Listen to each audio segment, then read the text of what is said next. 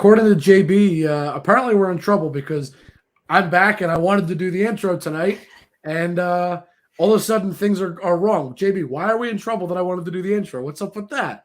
This is bad. I mean, you never want to do the intro. Are you feeling okay? Yeah, I feel great. You know what? I missed last week. It sucked, but I'm back. Here I am. Couldn't be better. And John, how are you, sir? Well, I'm doing great. I mean, the Heat are up 1-0 their series, a couple points behind the Hawks tonight. That's all right. And JB has a Dolphins jersey on, so it's an all Miami night. I'm very happy about that. Thank you, JB, for encouraging the Heat to win. Hold on, I don't have any Miami stuff. What's that? But at least 2 out of 3 here are rooting for Miami teams. I don't think JB's rooting for Miami. He has a jersey on, so I just assume he is. Or he's got a betting, like some sort of bet set up for week 1 when the Dolphins play. Dolphins jersey. He wore it because it's show night, and he thought it would look good. Am I wrong? It's always jerseys are good. See, especially that one, the throwback. Anyway, we got a lot to go over tonight. We got a long show, a lot to go over. There's a lot happening in sports. It'll never be long. It'll be the same amount of time. It's a TV. John, what do you got? Come on, what do you teasing us like that? What is it? Well, I didn't say I'm teasing, but I mean the NBA playoffs are happening, and I mean right now, what playoffs? I just want to win a game. I mean the Timberwolves are up 1-0 on the Grizzlies, which is just surprising to me. But I'm rooting for the Timberwolves. A lot of the other series don't really. I feel like they're going to go 5 games. I said this last night on the Sports Arena. I feel like a lot of these series are going to be sweeps or gentlemen sweeps, if you will. A lot of these series aren't great, I think. But there's going to be a few, like Brooklyn series is going to go 7. That's going to be really good. Really good. Yeah, that was an ugly ending the other day. If you're the Nets, you can't blow that game. You can't allow a last-second layup. Nets are going to be the Nets. Nets are going to Nets, as Jake would say.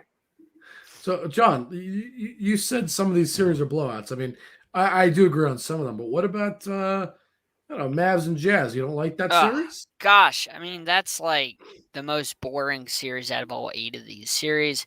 No Luka, like there's not really a whole lot for me to get excited about in that series. And whoever wins plays the Suns because the Suns are going to beat the Pelicans, and they're just fodder for the Suns. I mean, that's really what they are. I think the Suns Pelicans is more boring. I got to be honest with you. That's pretty bad, John. The first round of the NBA playoffs, first of all, it takes too long, and second of all, you think it should just be 5? I don't mind the 7. I think that they need to speed it up. The NBA tries to extend it. Yeah, but how are you going to speed it up then? I know what he's saying. Condense more games in less days? Yep. Yeah. Yeah, because they do like this. Yeah, it's like, we play a game 1 and game 2 every other night, and then game 3, it's like, hey, you get 2 days off. It's like hockey doesn't do that. They try to showcase everybody on the networks if you make the playoffs, which I get because it's the playoffs. You want to make as much money as you can. I get it. Yeah. But it makes the first round take a lot longer than it should, especially with some of these series that just aren't that good to begin with. Yeah. Fair. And like I said, hockey is just basically, I mean, you're playing almost every other night, essentially, for your series. Unless your arena has something going on, you're playing. And that was booked months in advance, so there's no way for them to do anything about it. I feel, and there's, I mean, just because you have a travel day doesn't mean you need 2 days off. Like, I feel like that just kills the momentum, and I feel like it takes away from the series when it's like, man, that was a great game 1 and 2. Oh, now we got to wait 2 days. Yeah. It's like I said, whereas hockey, it's, you get game 1, game 2, and then game 3 is happening, 2 days later, like one day in between. And I love that because it feels like there's really no break, which is great because you keep that momentum of the series. Just to speak on JB's, fair. No, that's fair. I don't disagree. But I mean, I am looking at this series. I got to be honest. Most of these are kind of boring. I mean, what series are going to be good? All right. Nets Celtics. That's going to be a fantastic series. I think Timberwolves Grizzlies has potential, but I think so far it's been okay. I mean, it's been the one game, but it wasn't wasn't bad. But Timberwolves shocked them, yeah. But I don't know if that's going to be a fluke or if it's going to be legit. I don't know yet. We'll find out. It's been one game. Raptors Sixers has been just beyond boring. I mean, I'm all for the Raptors losing or the Sixers. I don't care, but I don't need to watch a team just beat up on the other one. It's no fun. Hawks Heat looks like it could be good, and based on the second game. But again, it's only the second game. It's kind of hard to tell this early. But it's hard to tell with the second game. And Warriors Nuggets, I figured the Nuggets would come out and put up a fight, and the Warriors have just again beat up on them. And again, I'm all for it's a bad draw. It's a bad draw for the Nuggets, a team that has title aspirations, as I said last night. And you run into the Golden State Warriors round one. It's like hitting a buzzsaw round one. Like, you don't want to play a team like that. You want to play like a Pelicans type team. You know what I mean? If you have title aspirations, you got to be able to beat people. Right. But you don't typically want to run into the best teams, because you might, you know what I mean? Like, I think what John is saying, when you look at the rest of the teams, sometimes round one you're a little rusty. Then you got to put yourself in a better position. But let's bring on the guy that knows a lot about basketball. Why don't we do that? Sure. Because we talk about basketball, but I know a guy that had to check the schedule before he could even come on our show tonight. How's it going, Scoop? It's good. How y'all doing? Can y'all hear me? We hear you. Oh, yeah. Cool. Sorry about that. I got Chrome issues, so I apologize. That's cool. Good. I grew up watching you like on ESPN and stuff. So this is like really cool to be speaking to you. I'm just saying, like, it's really cool. That's love, man. That's love. I love it. I appreciate it. Yeah, man. So what are you looking for in the first round of the playoffs right now, Scoop? What's your big stories? Well, you know what? It's not really it is one big story, but it's not one big story connected to one team. I'm trying to really get a feel for what I think may be consistent for every team throughout the playoffs. Because the one thing that I don't think we got access to during the regular season is some real gauge on what we can expect from every team going into the playoffs. Besides, between COVID, injuries, trade, whatever, I don't think we ever got a real feel for what every team in here was capable of really doing, either once put together or dealing with, being accustomed to the injuries that they had to deal with. So I'm trying to feel out the playoffs. Like, okay, who are these teams really? Because I still can't put a finger on who Miami really is as a team. I think we got a feel for Phoenix because we saw them last year. We saw them go through it. They haven't had any major injuries to throw them off course. I still don't know who Memphis is. They play, is John Morant, as great as he is, that important to their success? Because they played just as well with him on the court or without him on the court. I can touch on that. Yeah, I mean, I'm pretty sure I can go through every team. We still don't know what Philly's like. We have no idea what Brooklyn's like. We were kind of getting the feel for maybe what Milwaukee is, but we're basing that on what they did last year. Right. And last year they had a lot of when you win a championship, you got to have everything bounce your way, and they had everything bounce their way when it came to injuries. Every step of the way, there was a star injured whenever they played a team round after round after round. So they just happened to have every chip fall just how they needed it to fall. Yeah, and take it away from their title. You got a great point. But what are we expecting out of Robin Lopez? Seriously. That's what I'm saying. What are we really expecting out of Robin? We haven't seen him all season. He gets thrown in right now. Like, it's fine. It's cute right now because, I don't think like in the series against Chicago, Vucevic is going to be a real problem with him. But as going on, all right, everybody, you came out the driveway and everybody's doing 60 and you're Rob. When are you going to catch up with everybody? When are we going to see that? And is it going to be necessary to see him? So those little things, I hear what you're saying, but even in Milwaukee, you're seeing something that we really don't know. We have no idea, and I think we can put that just about on every team going through it. So to answer your question, that's what I'm looking for. I'm trying to see if we can look at this first round and really get a gauge on what we're going to see for teams throughout the rest of the playoffs, because the regular season was not, the sample that we're going to be able to use.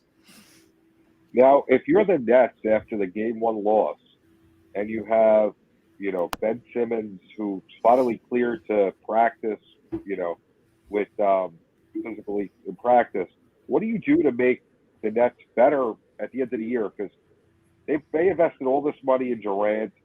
They went and got Kyrie. They had Harden, who they traded to get Simmons, and they were hoping that would work out and Simmons would end up playing. What do you do in that situation if you're the Nets? Nothing.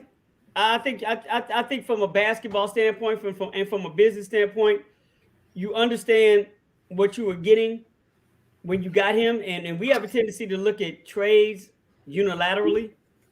And I think the Sixers are like, okay, there's no guarantee that he's going to play this season. It'd be nice if he did, but we traded it. We traded for him as much to get him as much as we did to get rid of James Harden. But in return, we still got Seth Curry. We still got somebody to take care of some of our center problem, and Andre Drummond. They're on the court right now. We can deal with our draft picks and what we got as far as leverage on that later on. But right now, Ben Simmons, especially once he came in and they had a month to deal with his health, both physical and mental, I think, at least from the player standpoint, I know they washed him of that. From an organizational standpoint, you don't look at the money that you're paying him. You look at the fact that, all right, at least we got 2 players right now that are on the court in response for James Harden. And we got a third possibly later on.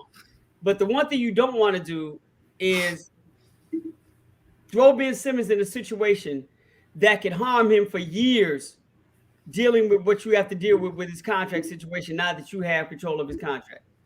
Because, and I don't want to use this as a bad analogy, but the last time we saw Ben Simmons was in the playoffs. It was not a good look for him, physically or mentally, because we know what the mental effects of that playoffs have had on him. So you would be damn stupid to throw him back in that same situation without anything in between and expect to get something out of that and not expect for there to be some other traumatic situation that falls back on that going into the offseason. Because the one thing you don't want to do is have a reoccurrence. And I was about to say that without the analogy I was about to use is like taking somebody who's had a drug problem, getting them through some type of rehab, but before they completed rehab, putting them back in the same neighborhood they just came from, putting them back in the same situation they just came from. Like no halfway house, no job, whatever they were dealing with when they like hit the rock bottom, they got them into rehab. You're like, all right, you're a couple of months done with rehab, but you seem to be doing well. So we're about to cut this short and send you right back to where you were. And you're expecting him to change or her to change. That's exactly the same scenario I look at Ben Simmons. We've seen this same situation with a lot of players. We saw it with Kawhi with the Spurs, where they didn't handle it right. I meant where with an injury. Yeah, the injury is different because but I'm just saying something Ben's going through. I'm just saying if a team does, like we've seen it where guys, if they're not 100% ready, and the team pushes them to come back, it pushes them away. We saw it with Kawhi. We're seeing it with Zion. He says he's not ready. Pelicans say he should be at. You know what I mean? Like they're saying different things, and if you don't handle but John, these guys, I know, but there's a different aspect here. That's Ben Simmons' situation is so unique to theirs because you're just dealing with physical injuries, physical situation, especially with them, with Zion and with Kawhi, especially with Kawhi. Look at what they were doing on the court when you saw them before they left. Now compare that to what Ben Simmons did on the court when he left. Yep. You know what I'm saying? You talking? Name me one player. Name me one player that you know in your lifetime that has taken a fall from a status standpoint as quick as Ben Simmons has. He fell from grace. But I mean, he partially did that to himself. Right. So that not only his performance, but that's messed with his head. Kawhi didn't have to go through that. Zion didn't have to go through that. Ben Simmons is a very unique, different situation. So I hear what you're saying, but it's not the same at all. It's totally not the same. I'm just saying, like, you got to make sure you take care of these guys and some of these guys, it's a delicate situation, and you want to make sure. And it's hard for as a GM and a coach to make sure you manage it right, so you don't push these guys away, because a lot of them, they have the power now. It's different than the '90s when we watched basketball. Now these guys have a lot of say. They force their way, with trades and things like that. So you have to. It's a delicate situation whenever you have guys that are trying to force their way out, or they say they might want to be traded, or they say they're not quite healthy, and you want them to come back. Like, it's a little bit different than when we watched basketball whenever we were growing up. Like, it's a little bit different with that. At least that's how I see it. The playing field has been leveled to some degree, and I think part of that is on ownership and how they treated players in the past. Yes, there's only so long over the course of generations that people are going to decide to continue to get treated like that. And we're seeing that in all walks of life. It's not just professional sports. You're seeing right now, just in our everyday, societal situation where people are refusing to go back to work. Yep. They'd rather not work than to go back to the situation that they were in because of the way they're being treated. So it goes across the board. So we're seeing that change across the board. I'm just saying with Ben Simmons, his situation is extremely, extremely unique. Extremely unique because, I'm not going to go on record to say that, like some people say, he's faking his mental health situation. I'm not going that far at all. I think he is dealing with some mental issues, but I think the mental issues he's dealing with and struggling with are directly related to how he played the last time he was on the court. That's nothing. I can't remember an NBA player having to deal with that type of fall off, that type of questioning of their game, and then being asked to throw him back in the exact same situation he left from. That's what I'm saying. It has nothing to do with the control, the contract. It's all of that. Plus, it's the fact that you're dealing with the issue of unknowing. You're dealing with the issue of insecurity. You're dealing with an issue that, basically, lifelong struggles to, am I really as good as I say I am? Because let's be honest. At the end of the day, there's a confidence issue, I think, dealing with Ben Simmons. And when you're dealing with confidence, that can be looked at as a mental issue. So where you looked at as a Kawhi and a Zion as an example, there's never been, I don't think they've ever questioned their ability to play on the court. With Ben Simmons going through an entire series that they were expected to win, and in 7 games, he took 4 shots in the fourth or however many, and scored nothing in the fourth quarter of a 7-game series that they lost. And that loss has been directly put on him by not just his team, but all of us. So now you question your own ability to play the game of basketball. You know what I'm saying? I know what you're saying. Yeah, that's why I'm thinking this situation is very, very, very. We've never really seen this in the NBA. I think that's the. And I think it's unfair to even put him in the same situation as everybody else. I think the situation you talk about is totally different. The important thing to notice that you pointed out, and I agree, is this is pretty much all on him. Like he's all in his head. All his inability to play. It's a mental block. That's all this thing I think it is. I think he got in his own head before all of this started, right? During that series, before we started really getting on his case, right? While the series was going on, got into his head. Something happened in the locker room, something happened on the court, or both. He got into his own head and has just spiraled out of control and continued to get worse. And I think if you put him in a regular season game, he has a chance to maybe fix something. But I look at him and wonder if he'll ever be the same player or not. And I don't know if he will be, because we haven't seen him play in so long. Right. It's hard to tell. But when you have this kind of a mental block, it could totally it could throw his ability to play completely off, because he'll never be confident enough in himself to go out there and play well. I think 2 things. I think one, I think this happened a long time ago. I don't think this just happened over the series. I think the mental block that you're talking about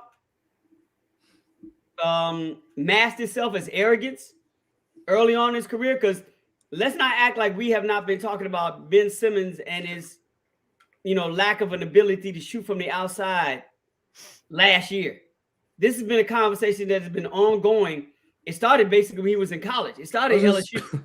As I say, it started from the beginning. Right, started from the beginning, but this is something he refused to work on. you're looking at players that have decided to really work on their game and work on their shooting and, listen to what everybody's been saying about them and incorporate that over the course of the offseason and try to make their game better, from John Morant to Giannis. We go back to Patrick Ewing, who couldn't shoot at all. And Jason Kidd. We're talking about players who really couldn't shoot, but over the course of their careers, they heard that and they recognized that and they owned it. And they worked on getting better. This is something that Ben Simmons has chosen not to do because of arrogance.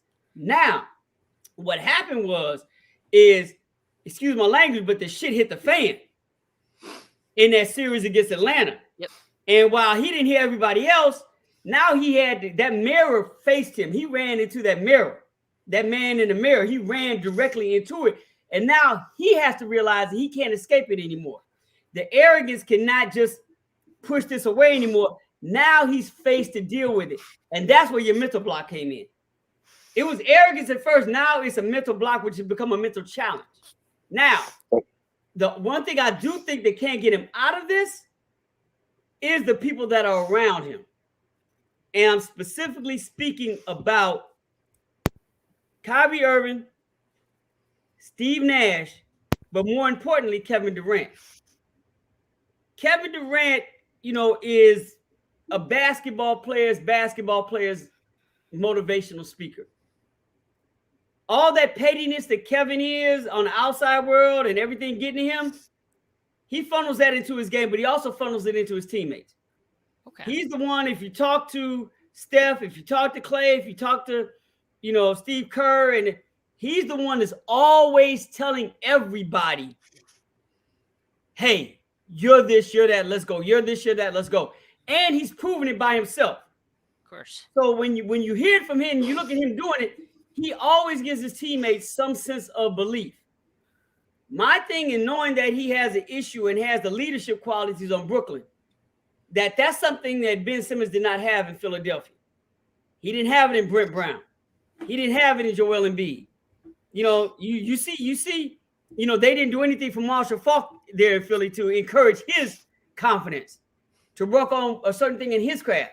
But now with Brooklyn, I think Ben Simmons, especially not playing since he's been there, has been able to build up some type of relationship with these cats. So they're going into next season. There's a comfortability and faith that he has in everything they're going to tell him. Because depending on what happens with them, everything that they tell him in the offseason is going to lead into him feeling more important going into next season. Like, hey, the reason we lost, to whoever is because, we needed you there. You get what I'm saying? There's difference between saying you not being there and we needed you there. And that need is going to funnel over into him feeling important going into next season. So, wow, KD, hey, I'm working out. Come on, Ben, you working out with me. Kyrie, hey, I'm working out. You working out with me. Let me throw this to you. Yeah, I'm working out. So I think there's a difference, and I think we can see a change in a player because his confidence will be built up from within because of the team he's on. And they'll help him get through that and work through that mental blockage and make him feel a part of something based on his need. You know what I'm saying? So I think there may be a difference there. Let me throw this to you, though, because you say we lost because we needed you there because you couldn't be on the court. Do you think he maybe takes that because of the person that he is as a negative and actually sees it as a way to feel pressure, to be like, oh, man, I need to step up? Or do you think he really is just going to take it like, yeah, I can be out there, I can help this team? I think over the course of a season, that won't happen. But if you're doing it now and throw him into the playoffs, it could backfire. But over the course of 82 games, you get to work all that out. The need isn't the same. There's not the same urgency of need during the regular season over the course of 82 games as he is trying to win 16. Right. So I think if he comes in healthy and gets a full 80, 82 in, that need will build up to the point that when it comes to the playoffs, he'll be settled. You know what I'm saying? There's no room for backfire. He'll get it. He's so integrated into what they're doing, and he'll have heard it so much that it will be almost second nature to him and understand. He won't even think about it anymore. I think by the time, if he comes in and plays all 82, by the time the playoffs hit, he'll be a whole nother player mentally. He won't even be thinking about that. It'll be gone. By that time. That's what I think. that's interesting. I mean, when you look back at the whole situation with what happened, you know, I almost wonder how much Doc Rivers plays a part in this. You know, had he handled what happened with the media differently? And I've heard stories he didn't hear the question, he just answered, you know, because they said the reporter had a mask on. And Doc knows how to handle the media. So it was just surprising that he didn't protect his player. So there had to be more to it. Maybe it was frustration. You know, you see that with Aaron Rodgers every year after he loses in the playoffs. He's not coming back to Green Bay. And I get being frustrated, you know. Yeah, but somehow Aaron Rodgers always comes up. Always. I swear. I think, though, and we will talk. Let's keep this 200. If a coach makes one comment in a press conference and that destroys everything about you, then there were problems there before the coach even said it. Agreed. My thing is that I don't agree or disagree with what Doc said. I mean, I try to take in consideration what we're asking them to do in these press situations, you know, after a loss, you know, either on the court or, you know, at the presser afterwards. You know, and my wife has a good saying about that. When you have an hour to think about something, but I give you 2 minutes to think about it, the conversation becomes unfair. Yeah. So what we ask them to do is right immediately after they get through playing the game, we ask them questions about the game, you know, and we as reporters have, all right, we've had a whole fourth quarter, a whole half a game to think about the questions we're going to ask. And we're expecting unfair. Same thing with a coach who's dealing with a team that just lost the series, you know, dealing with a player that, you know, kind of had a meltdown. And now all of a sudden we throw him in front of a microphone and expect him to ask a question that we've been sitting on for 30 minutes. So my thing with Doc is that I don't think he threw him under the bus. I think he was giving us an answer, as most coaches do, under those circumstances. We need to take that consideration. Now, if that one answer is what really spun him out of control, then he had issues way before that series with Atlanta even started. Because that one comment should not, from one person, shouldn't spiral you out of control. My thing is, yes, that one comment was said, but what did Philadelphia do as an organization to massage that situation? And that's why I don't not blame Doc Rivers or put any blame on him for what he did or what he said. There's partial responsibility and accountability should be held on him for that. But more is with the organization for not dealing with that afterwards. Because as an organization, like, all right, Doc said that. Now we really know we have to deal with. We have to deal with Ben Simmons coming off the worst series that he's ever had in his career. To do damage control, right? Right. So here's the thing. It's using Doc saying, because Doc really has no control unless he directly goes to Elton Brand and Daryl Morey, you know, and ownership is like, I want him out of there, which he never did. They have control over his situation. So as an organization, when you go to him and say, hey, you're all good. Everything's all good. Now here's what we're going to do. All right. Over the summer, we're going to work. We're going to get you in the lab. We're going to work on your shooting. Hopefully we can have a conversation about that. Because now I think it's time for us to, you know, for you to listen to us to talk and that we really take this shooting thing seriously. And not necessarily from your free throw situation, but also just from your confidence in shooting from 15 and out. That's what we got to work on this summer.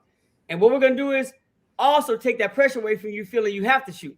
And we're going to make Seth Curry the number 2 option on offense. Not Tobias Harris. Now Seth Curry is going to get 25 shots a game.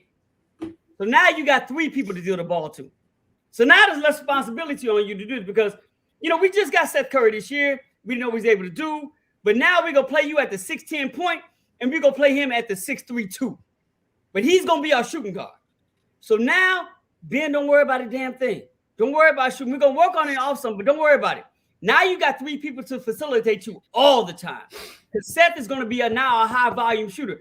And now you tell Seth Curry, look, you're coming back, and you're about to get 25 shots a game. You're putting it up. And that should have been what they said. Now, whether they did that or not, totally different thing. But that's the way you massage the situation. You give Seth Curry the responsibility of taking the shot that Ben Simmons won't take. Say, Ben, don't worry about it. Steph's shooting 15 shots a game now, 12 shots. No. You worried about shooting? Don't worry about it. We're going to give it all to Steph. It's impossible for any NBA team to double team 3 people. It's mathematically impossible. Yep. So somebody's going to be open, right? Your job is to find an open person. It's either going to be Seth getting all those shots, Tobias getting all those shots, or Joel getting all those shots. Don't worry about it. But we still want you to work on your shots in the offseason to build up your confidence. Because while they do fire, we still want your confidence to build up. Don't worry about making them. I'm worried about your confidence. But trust me, coming in next season, you're going to have more outlets than you did this season. That's the way they should have handled it. It was very simple, and they had it all in place. Because you telling a Curry that they can shoot, that's what they're born to do. That's all Steph wants. Yep. He didn't even want the green light. Just give me the yellow light, and I'm good. And that's all Philly had to do. Like, Seth, you got the yellow light now. The green light is Joel's, the yellow light, you and Tobias. And we're good. Instead, they matched pettiness with pettiness, and things just got. That's a Philly. That's not surprising. I don't put that on the coach. I think Philly. That was I meant the organization. The organization matched Ben Simmons' pettiness with their own pettiness, and it just got ugly. Again, not surprised. Shouldn't have got that way.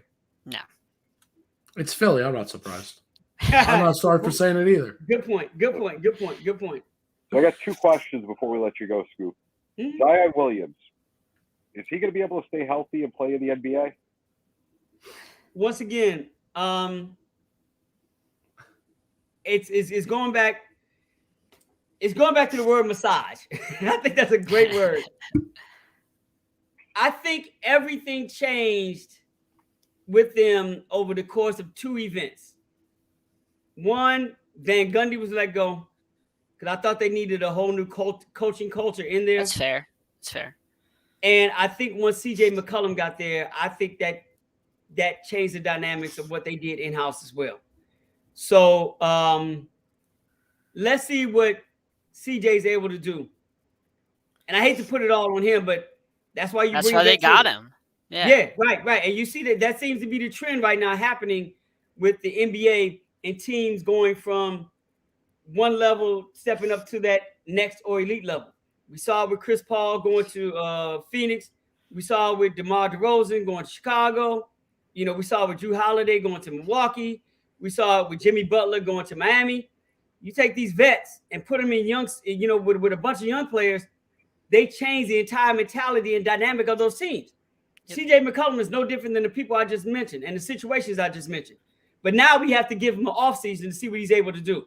So I think the whole Zion Williams conversation is, really rooted in if CJ's able to do the same thing with Zion that Jimmy was able to do in Miami, Chris was able to do in Phoenix, Jamal was able to do in Chicago, but he needs an offseason to do that. Yeah. Because they all had off seasons to change that entire culture.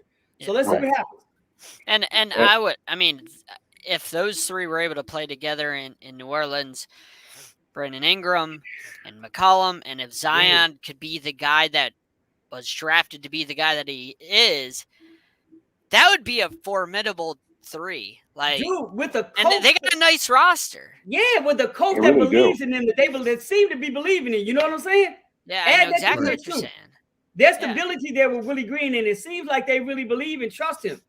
So, you have to add that to the mix too. So it's that they just need, like you said, with CJ, they just need him to be able to pull Zion back and be like, look, we need you. If you could be part of this, if you can get healthy, blah, blah, blah, all that stuff, like that team would be pretty formidable. And they got a nice young roster with those 3. But that's a big if. It's, what? To me, it's not really a big if. It's a matter of CJ saying, over the course of the summer, let's go. Let's go. Let's get everything I do, you do. I move, you move. Let's go. And I think Zion seems to be, I don't know him personally like that, but he seems to be an astute basketball player that if given a situation where there's some level of respect, that he will listen. And I think CJ McCollum, not only like just being who he has been in the past, but who and what he's shown himself to be since he's gotten to New Orleans, that maybe somebody that Zion respected from afar, but now he's watched it up close and he respects it up close. So therefore, he's going to listen to him. All right. Now, wait. Let me say this. Now that depends, and I don't know what CJ's agent is. Zion's agent is telling him.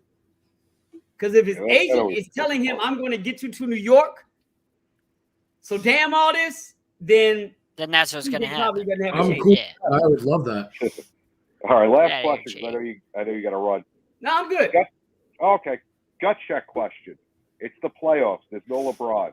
Does LeBron get to another NBA Finals at this point in his career? I think so. I think at this point, anything LeBron does is important to his career. Even winning the scoring title, which he kind of poo-pooed on. Because LeBron's career is basically, I don't want to say reduced, has elevated itself to a two-person conversation. That's he and Mike. That's it. So there is no conversation about LeBron James's career outside of Michael Jordan, really. So he's gotten to the place where that's it. He's in a space that I don't think any other basketball player's at. Not Kareem, not Wilt, not Bill Russell, not anybody else, not Kobe. Anybody else that you might want to consider great. They're in a conversation amongst themselves, but no one is in a two-man conversation with Michael outside of LeBron.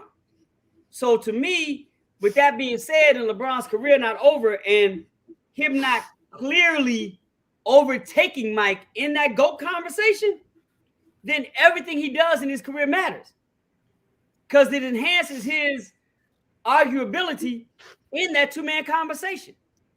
So when, I'm not getting into the depths of analytics, but on the surface of data and statistics, an extra scoring title going against Michael Jordan helps. Oh, yeah. You know what I'm saying? Because I don't know. Has LeBron won what? 1 or 2 scoring titles? 1, I think. I think so. I believe 1. Okay, he's won 1. Mike has won 6. Now, Mike has a defensive player award that LeBron doesn't have. You need something to balance that, right? Now, LeBron did win assist title, something Michael doesn't have. All right. Not saying the assist title, gives you the same balance as a defensive player of the year award. Right. But it's something. That title helps in the conversation. Yeah. Now, having 2 scoring titles as opposed to 1, going against someone that has 6, it helps. Having 5 rings instead of 4 rings against a guy who has 6 rings helps. You know what I'm saying? So everything he can do in his career, really at this point in this two-man conversation that is his career, helps in that two-man argument. And I'll say this, and that's why I love having LeBron and Michael Jordan conversations about between us. Yeah. That are not him.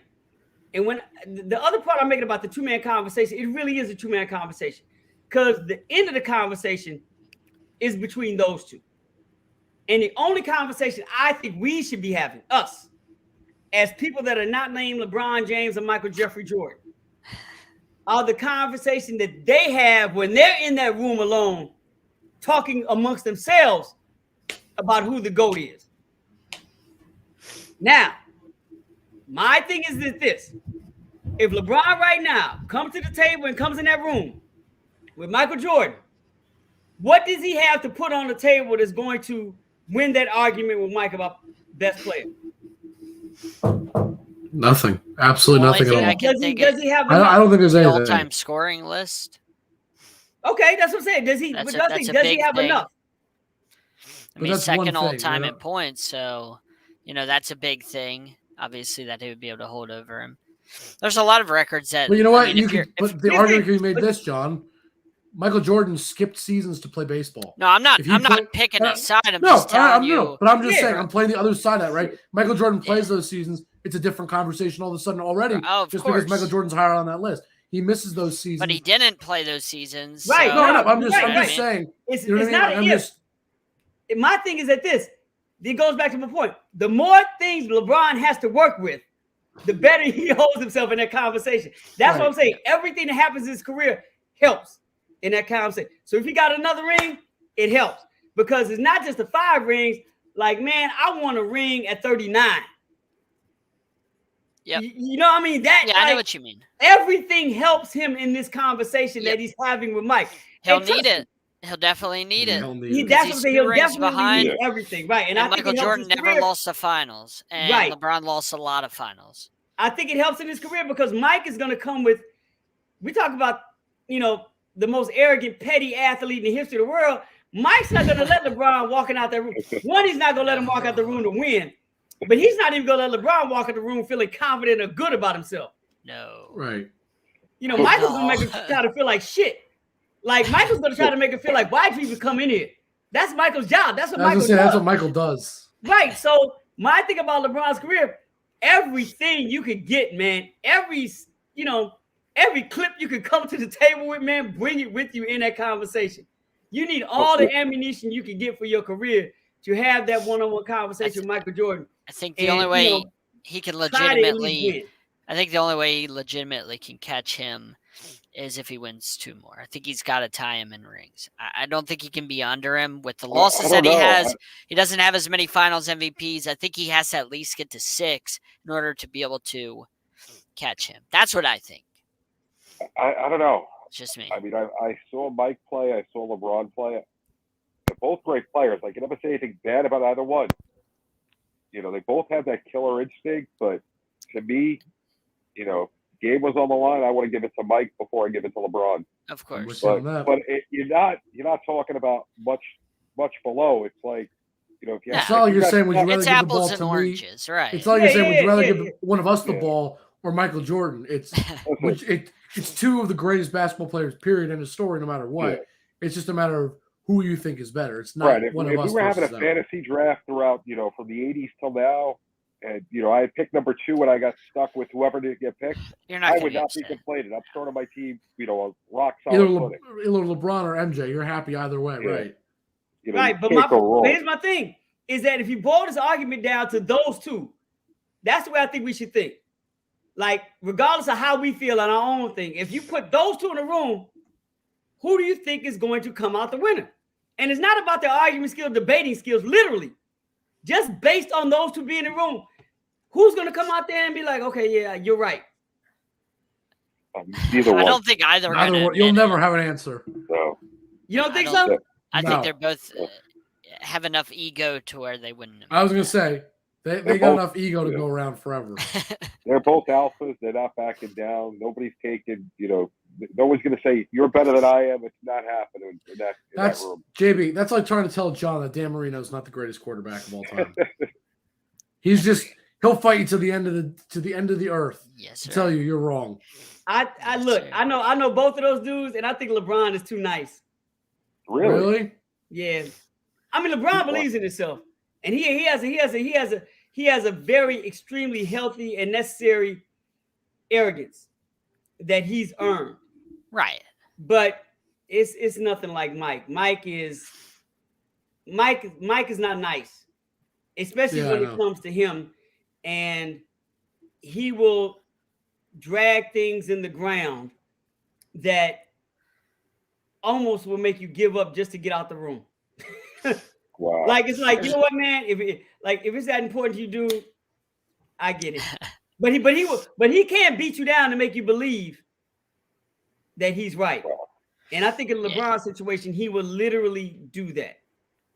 Like LeBron, to me, LeBron has the talent. He has the physical ability to go and be a killer whenever it matters in a game, but I don't think he has the mindset. I don't think he has that mentality, like the Kobe Bryant mentality, where it's just get out of the way. I'm going to kill you tonight. Like when it comes down to when it matters, I'm going to kill you. Like, I don't think LeBron has that mentality. You know what I mean? Like, he has the ability. I just don't think he's a killer. You know what I'm saying? Like, I don't think he's just, like Kobe Bryant didn't like anybody on the court. He just was all business. That was it. When you got to the playoffs, he was all business. LeBron isn't LeBron's not that. It's not a knock on him. He's just not that guy, and that's okay. Not Everybody is. When you're in the room with that guy, you need to find a way to beat that guy.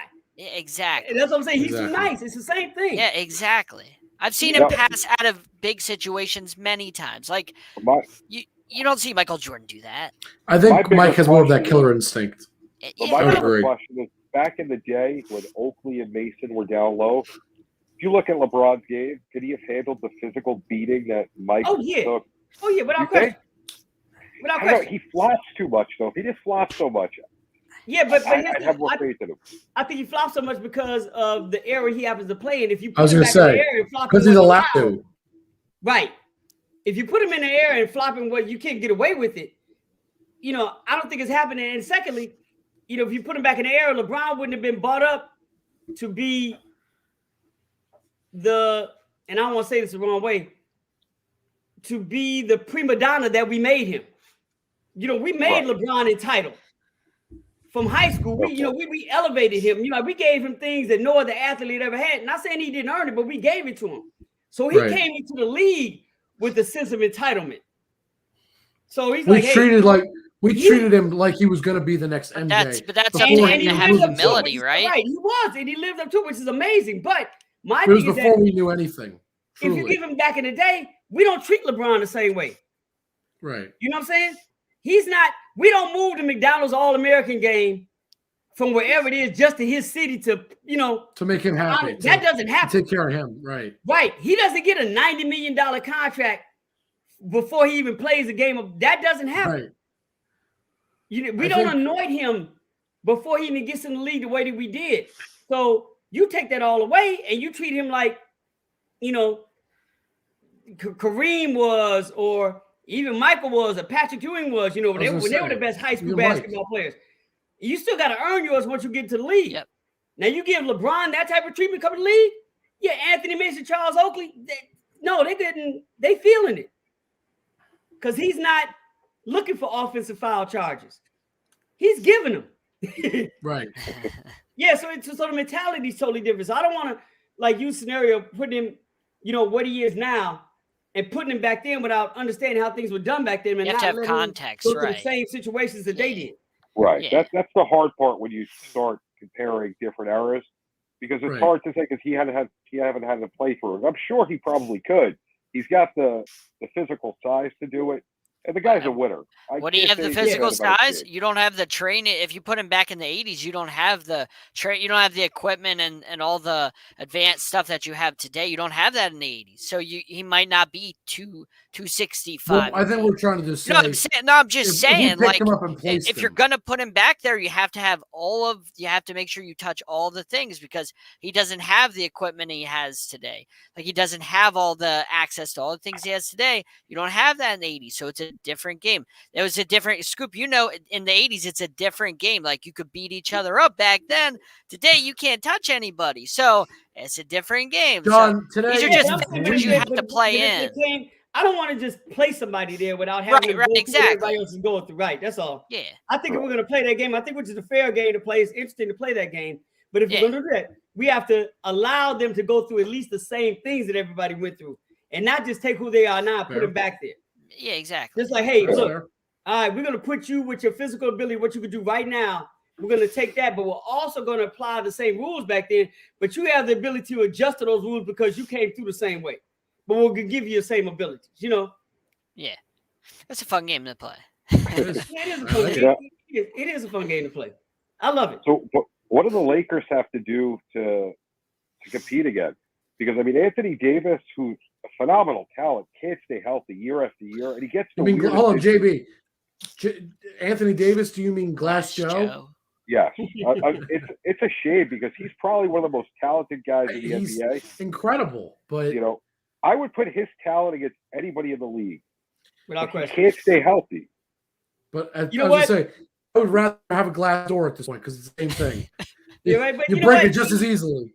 Yeah, but see, I can't just put it on him because I personally think, being from Chicago, that seems to be a current Chicago thing. Because if you look at Derrick Rose, if you look at Anthony Davis, if you look at Jabari Parker, if you look at Jahlil Okafor, all from Chicago, and all have history of not being able to stay healthy. So I don't know what's going on here in Chicago. I mean, it seems to be changing because, Jalen Brunson seems to be healthy. Candace Parker came from a little before the era, seems to be healthy. THT seems to be healthy. Patrick Beverly seems to be healthy. I go through a lot of players, that are in the league. Robert Covington seems to be healthy. Max Stroud. We go through a lot of players that are from Chicago, but it's these elite players. The players that came out of high school, all 4 of them, that were number 1 players in the country in high school, coming straight out of Chicago, out of the same league, the public league. All of them have had injury issues throughout their career that have basically stopped their careers from going where they were supposed to be going. All of them talented beyond belief.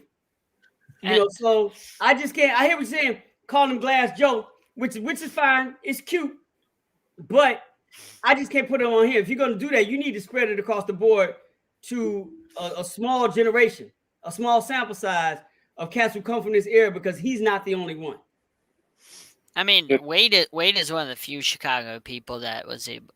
If you're mentioning Chicago people, Dwayne Wade was one of the few people that was able to stay healthy. He was from the south suburbs. He wasn't from the city. I don't know much about Chicago. I'm not from there. I know, but I'm just saying Chicago in That's why general. he's correcting you. I'm not checking. I'm just saying he's not. He doesn't fall into that system, and he was never considered a number 1 player coming out of the city. He was barely. Not too many people really knew of him. Yep. That's how he landed at Marquette.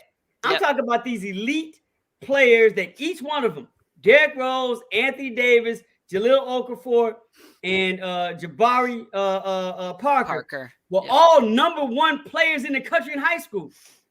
That's a different thing. They're elite. I don't know, I don't know. I have no idea what it was. I have no idea, but there's something there. And I'm just using them to say that I don't want you all to just single Anthony out, because I could throw a couple of more that's go through the exact same situation, exact same circumstance, coming from the exact same place. So it's really something going on here in Chicago with top players coming out of the Chicago Public League that have a problem with keeping their bodies together. What that is, I don't know, but it's not just Anthony Davis. But Anthony Davis is one of the few people that you mentioned that actually is on a trajectory to go to the Hall of Fame. Like, he has that kind of, you know what I mean? Like, And Derrick Rose wasn't? No, that was amazing. What Derrick Rose got MVP. Yeah, I mean, I'm a Heat fan. I remember the Derrick Rose, rivalry we had with him before the injury. Like, I remember the Derrick Rose, but the Okafor and guys like that, they didn't have the career that Anthony Davis has had. Anthony Davis is on that trajectory, you know what I'm saying, of being an all-time great if he can stay healthy. That's how good this guy is. But it's a shame to see him injured, because it is a generational type talent with what Anthony Davis is. And we all want to see him stay healthy as basketball fans, because we want to see what he can be. You know what I mean? We see Giannis, we see Giannis and he's staying healthy and how great he is. We want to see the same for AD. That's all. And my thing is that the history says that it may not happen, because he's following Derrick Rose. If you want to throw Jahlil Okafor and Jabari Parker out of the conversation, that's fine. But let's just use Derrick Rose. Youngest MVP in NBA history, rookie of the year. He has accolades outside of getting that ring that Anthony Davis never got. Yep. He's never been healthy.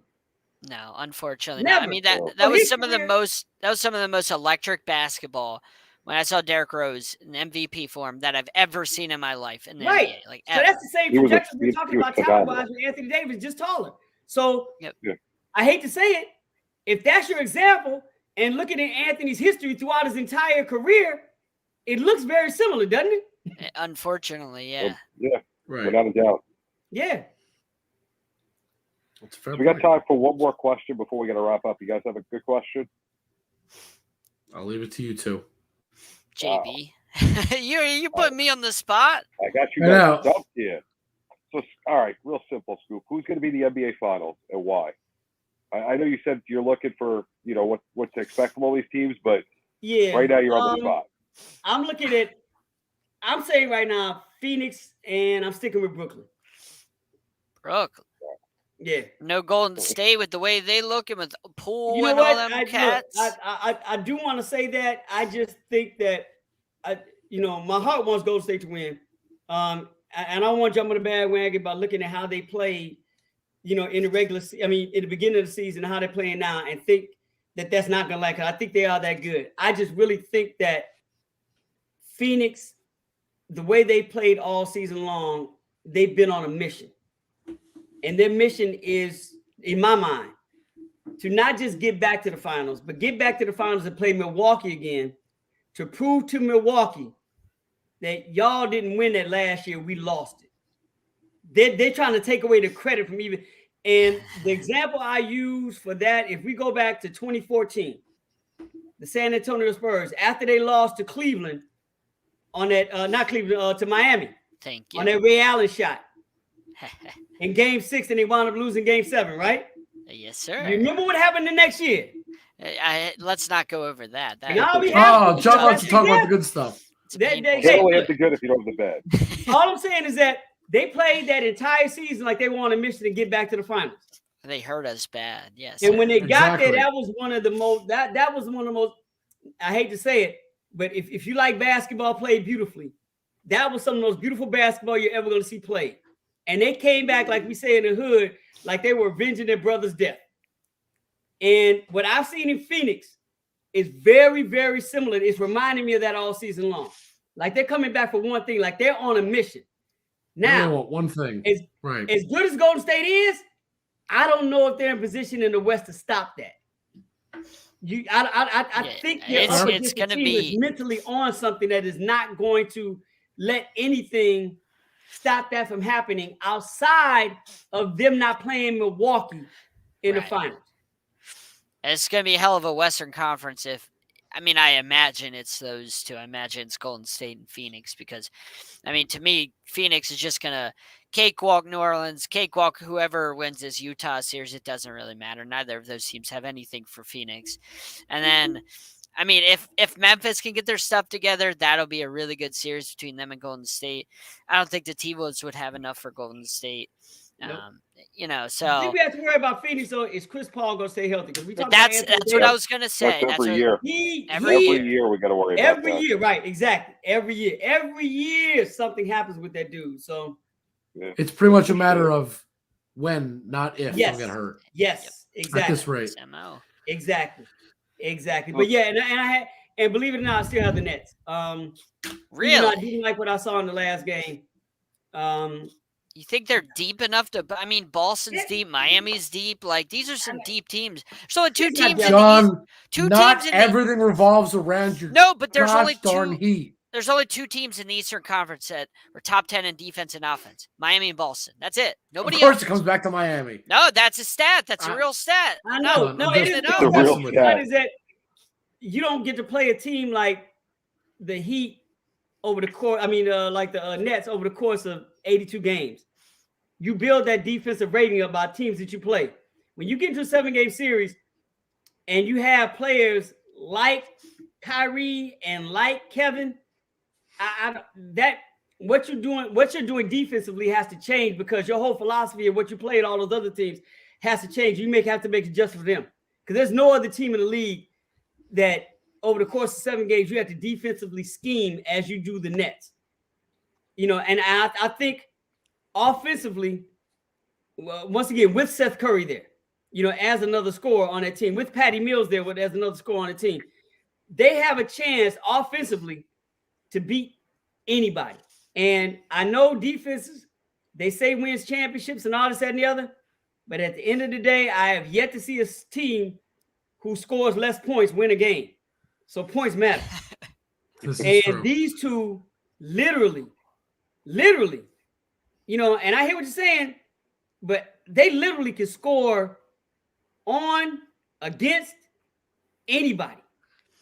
And if you don't find a way to do that, I don't know what I don't know what I haven't found. Yeah, I get what you're saying. When's the last time we saw Trae Young shoot under 10% in a game, let alone a playoff game? Oh, it happened on Easter Sunday where Miami held him 1 for 12. Dude, are you really from the field? Like, Trae? You know what I mean? No, I'm just saying. I know. I'm just saying. A really good player. We're talking like about Miami got that clamps, man. And you just used Trae Young as an example of Miami stopping somebody. Are you clamps, really man. putting him in the same conversation with them I'm just scheming saying, to stop Kevin if Durant? Miami is able to do that to a really good player like that, they're able to To put the that- clamps. This is what Miami does: is they clamp you. Like this is how they play. And I they want to just apologize in smother advance for this you, comment. and they play Uh, team basketball. That's why I have them in the What finals. you're doing Like, it against? What has Trae Young actually done but have one good playoff run? You're talking about a guy who has multiple. the guy led the Scoop, league. give me Guy led the 2 league in seconds real quick. scoring this year. He Scoop, led this the is league nothing in against scoring. you. John, you Nobody sir, had more are points out than of Trae order. Young this year. Number 1 in points. But we're talking about the. Okay, I'm gonna get Allen Iverson on you. Saying. We're talking about the playoffs, dude. Not the regular season. We're talking about the playoffs. The guy was in the Eastern Conference Finals last year. That's all I'll say. Okay, so tell me what Kevin Durant has done in the playoffs recently. That's the same thing that Trae Young has done that Miami does not have to worry about defensively. I'm not worried about Miami's defense. We can play anybody and clamp them down. That's what Miami does. Wow. Play team basketball and defense. You can sleep on us all you want, Scoop. It's all right. You can come back.